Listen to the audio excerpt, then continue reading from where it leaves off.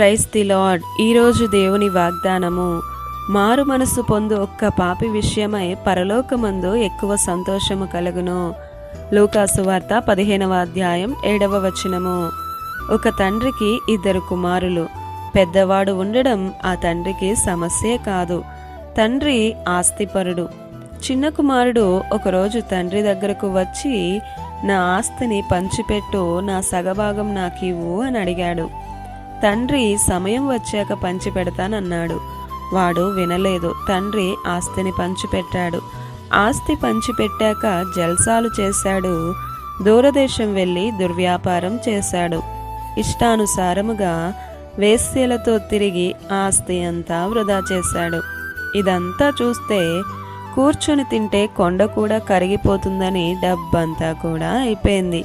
పనిచేసే స్వభావము లేదు. చచ్చిపోదామని అనుకున్నాడు. శాంతి, సమాధానం, నెమ్మది సమస్తాన్ని కోల్పోయాడు.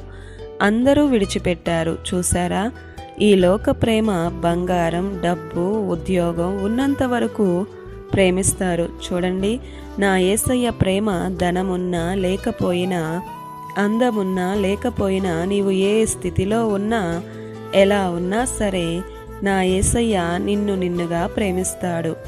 ఆయన ప్రేమ శాశ్వతమైనది. ధనమంతా పోయింది. ఒంటరిగా మిగిలాడు. ఇబ్బంది పడ్డాడు.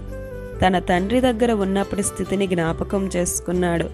అయితే బుద్ధి వచ్చింది. అవును, పాపములో, లోకములో ఉన్న వ్యక్తులు ఇలానే భయంకర పరిస్థితులను అనుభవిస్తూ ఉంటారు. అది ఎవరైనా సరే. బుద్ధి వచ్చి వెంటనే లేచి పాప జీవితాన్ని విడిచిపెట్టి పశ్చాత్తాపముతో తండ్రి దగ్గరకు చేరాడు.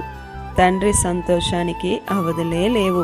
ప్రియ సహోదరుడా, సహోదరి, నీ కుటుంబంలోనే నీవు మారాలని, మారు మనసు పొందాలని ఎంతో వేదనతో ప్రార్థిస్తూ ఉంటారు. ఇంకా ఎందుకు ఈ లోకంలో దేవునికి దూరముగా ఉంటూ కృంగిపోతావు?